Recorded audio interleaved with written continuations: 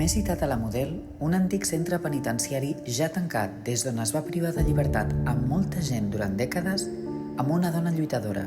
L'Anaïs Franquesa és codirectora d'Iridia i advocada defensora dels drets humans.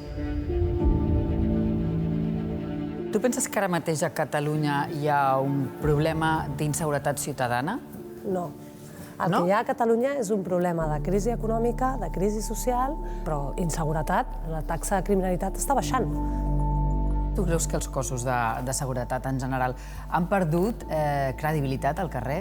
Crec que sí que els cossos policials han perdut almenys la confiança o part de la confiança de part de la ciutadania.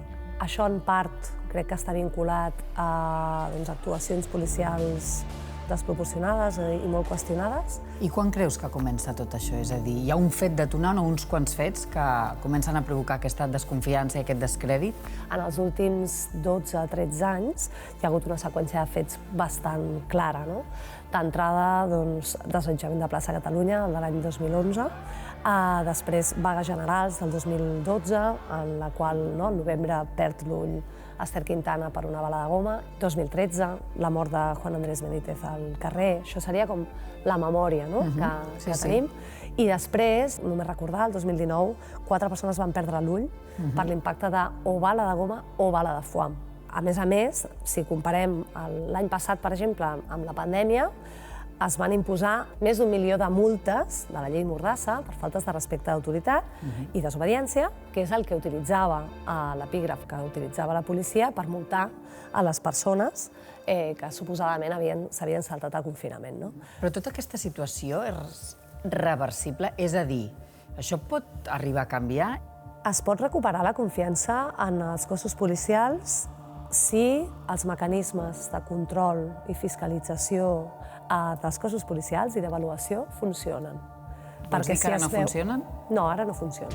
La desconfiança ve no quan passa l'actuació en si, que potser també, però sobretot quan aquesta actuació queda impune. Tu particularment confies en la policia que tenim? Evidentment, jo considero que la major part de la policia fa la seva feina com l'ha de fer i que precisament tenen el problema que hi ha un sector que no ho fa i que l'estructura no fa res per evitar-ho.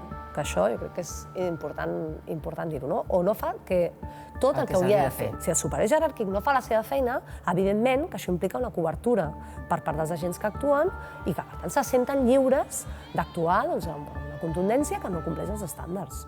Hi ha situacions que si haguessin sigut gestionades amb més mà esquerra, segurament no haurien acabat amb la situació en la que han acabat. Hi ha gent que considera, que pensa que entitats com la vostra i altres semblants el que fan és desacreditar aquests cossos i fins i tot això pot beneficiar els delinqüents. Nosaltres no qüestionem els cossos policials per se. Nosaltres qüestionem que determinades actuacions es duguin a terme i que no tinguin conseqüències. Si els molesten els drets humans, ja ho entenc. Els drets humans molesten perquè els drets humans per se són límits al poder.